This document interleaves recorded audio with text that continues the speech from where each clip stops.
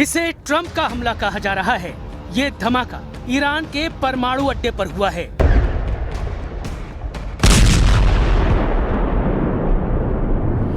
धमाका जोरदार है। उससे भी ज्यादा असर धमाके की लोकेशन की वजह से हुआ है, क्योंकि ईरान का ये एटमी साइट है। यहाँ खमेनेई के सैनिकों का युद्ध मुख्यालय है। पारचीन कुख्यात न्यूक्लियर साइट है। यहाँ इजराइल भी पहले बमबारी कर चुका है, लेकिन इस बार हुए धमाके का शक सीधा सुपर पावर पर है, क्योंकि ईरान को ट्रंप के जंगी हथियारों ने घेर रखा है। ईरान की चौहद्दी पर सुपर पावर ने मिसाइलें तांग रखी हैं। अमेरिका के जंगी बेड़े, युद्धपोत, विध्वंसक जहाज और टॉमहॉक मिसाइलें ईरान को तहस नहस करने के लिए रेडी हैं। तो क्या पहले एटमी अड्डों को बर्बाद करके अमेरिका ईरान में घुसेगा? नक्शा देखिए। पारचीन ईरान में जहां है, वो तेहरान से ज्यादा दूर नहीं। यह ईरान का पारचीन न्यूक्लियर कॉम्प्लेक्स है। तेहरान से इसकी दूरी सिर्फ 30 से 35 किलोमीटर दूर है। पारचीन मिलिट्री कॉम्प्लेक्स में ईरान पर हाई एक्सप्लोसिव टेस्टिंग के आरोप लगते हैं। पारचीन मिलिट्री और एटमी अड्डा के करीब ईरान का खोजिर मिसाइल प्रोडक्शन कॉम्प्लेक्स भी है। आरोप लगते हैं कि ईरान यहां पर पारंपरिक हथियारों के साथ परमाणु हथियारों पर रिसर्च करता है।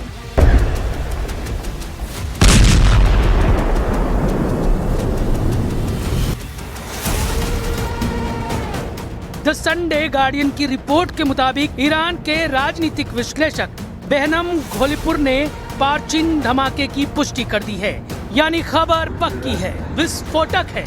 यह धमाका युद्ध का ट्रिगर पॉइंट भी बन सकता है। इसी खतरे को देखते हुए इजराइल ने अपने जंगी लड़ाकों को वॉर जोन में उतार दिया है।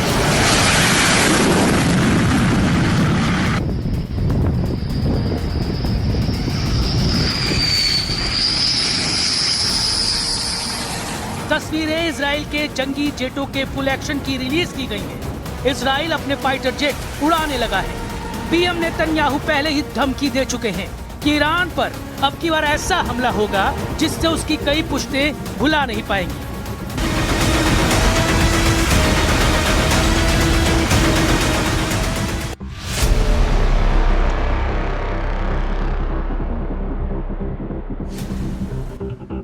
दूसरी तरफ ट्रंप मैक्सिमम प्रेशर बढ़ा रहे हैं। ट्रंप ने ईरान को डील करने या फिर बर्बाद हो जाने की धमकी दोहराई है। ट्रंप ने कहा है कि उनके आर्माडा यानी युद्धपोत का हमला कभी भी शुरू हो सकता है।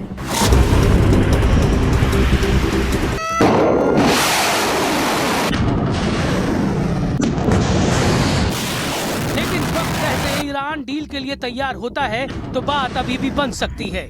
इसलिए ट्रंप ने अपने दूसरे आर्माडा को मिशन ईरान पर भेज दिया है।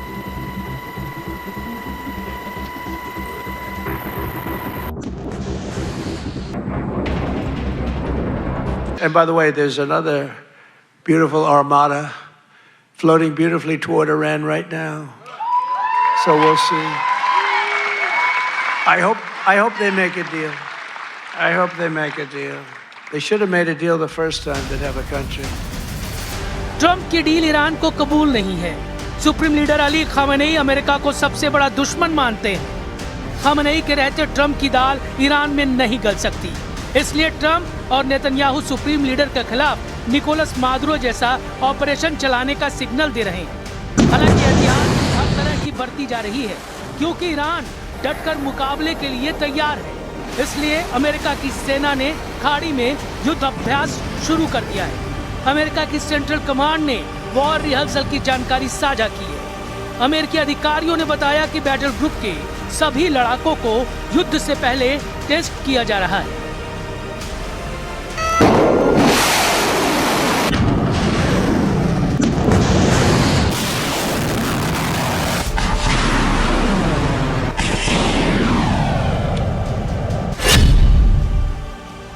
अमेरिका की सेना ईरान के करीब अभी आसमानी अखाड़े में युद्ध का ट्रेलर दिखा रही है, जिसमें यूएस 9th एयरफोर्स, जिसे एयरफोर्स सेंट्रल कहते हैं, और यूनाइटेड स्टेट्स सेंट्रल कमांड मिलकर कॉम्बैट एयर पावर का एहसास करा रही है।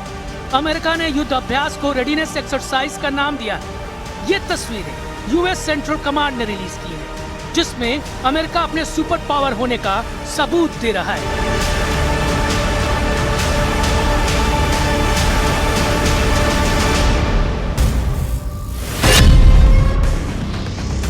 तस्वीर नंबर 1 में जंबो प्लेन में ऑयल टैंकर को एंट्री करते हुए देखा जा सकता है।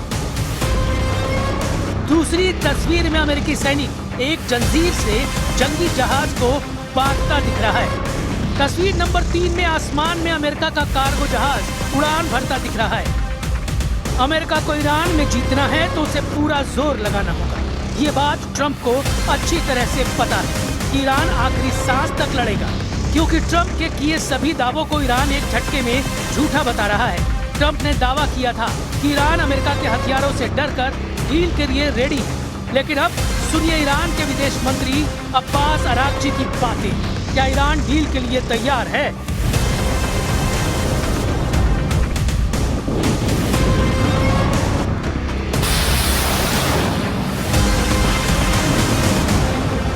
هیچ تماسی بین بنده و آقای ویتکاف در چند روز اخیر نبوده و هیچ درخواستی هم برای مذاکره از سوی ما ارائه نشده.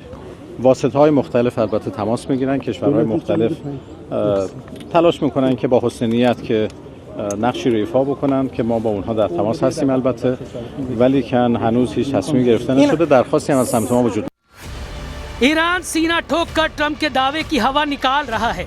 ईरान ने ट्रंप से कोई रिक्वेस्ट नहीं की है, न करने का इरादा रखता है, क्योंकि ईरान के सुप्रीम लीडर ट्रंप का डील ऑफर ठुकरा चुके हैं, एक बार नहीं कई बार। ऐसे में अमेरिका के पास एक ही रास्ता है, डील के बीच में रोड़ा बन रहे सुप्रीम लीडर अली खामनेई को हटाना। लेकिन इससे पहले अमेरिका को ईरान की सभी न्यूक्लियर साइटें तबाह करनी होंगी। ईरान के अंडरग्राउंड मिसाइल बेस में घुसकर ऑपरेशन करना होगा। ईरान के गुप्त सैन्य अड्डों को तलाशना होगा। ये मिशन बिल्कुल भी आसान नहीं होगा। ईरान इसलिए स्टैंड बदल नहीं रहा।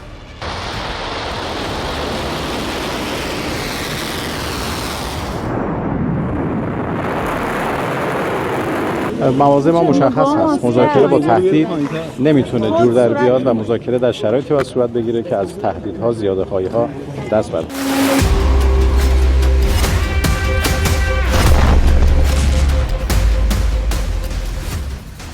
जून 2025 के युद्ध में अमेरिका इजराइल के भयानक हमलों के बाद भी ईरान का कुछ खास नुकसान नहीं हुआ था। बावजूद इसके कि नेतन्याहू के फाइटर जेट्स को रोकने वाली कोई ताकत ईरान ने तैनात नहीं की थी। ईरान का आसमान तब इजराइल की वायुसेना के लिए खुला मैदान साबित हुआ, और यही वजह है कि नेतन्याहू ने जो टारगेट एयरफोर्स को दिए थे उस हर ठिकाने पर बमबारी की गई। लेकिन ईरान का नुकसान नाम मात्र का हुआ। हालांकि 13 जून के बाद इजराइल ने हमलों में ईरान के मिलिट्री कमांडर और वैज्ञानिकों के अलावा 1000 से ज्यादा लोगों को मार डाला था।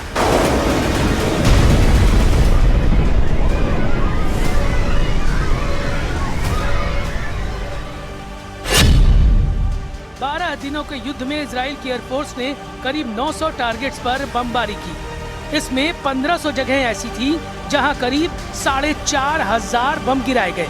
ये हमले 370 स्ट्राइक लड़ाकू विमानों से किए गए, जबकि बाकी हमले ड्रोन से अंजाम दिए गए। 12 दिन के युद्ध में ईरान ने जबरदस्त पलटवार किया था। इजराइल पर तब 550 बैलिस्टिक मिसाइलों की बौछार की गई थी। 1000 से ज्यादा फाइटर ड्रोन दागे गए थे। लेकिन अमेरिका के B-2 बॉम्बर इस युद्ध का गेम चेंजर बना था, जिसने ईरान के फोर्डो साइट पर बंकर बस्टर बम बरसाकर भारी तबाही मचाई थी। ट्रंप वही हमला बार बार ईरान को याद दिला रहे हैं। June, we obliterated Iran's nuclear capacity in Operation Midnight Hammer. You saw that. People have been waiting for 22 years to do that, and we were right at the end. They were about a month away from having a nuclear weapon. We had to do it. डरावनी हकीकत यह है कि Iran के एटमी अड्डों के बारे में जितनी जानकारी दुनिया को है, उससे कहीं ज्यादा उसके सीक्रेट हैं। इजराइल अमेरिका को ईरान के जिन एटमी साइटों पर सबसे पहले कंट्रोल करना होगा, उनका नाम जान लीजिए। पहला है नंतांज, जहां ईरान का सबसे बड़ा यूरेनियम एनरिचमेंट प्रोग्राम चलता है। नंतांज में 14,000 सेंट्रीफ्यूज से 60% तक यूरेनियम संवर्धन किया जा रहा है। इजराइल ने जून 2025 में इस एटमी सेंटर के ऊपरी हिस्से को बम धमाके से उड़ा दिया था।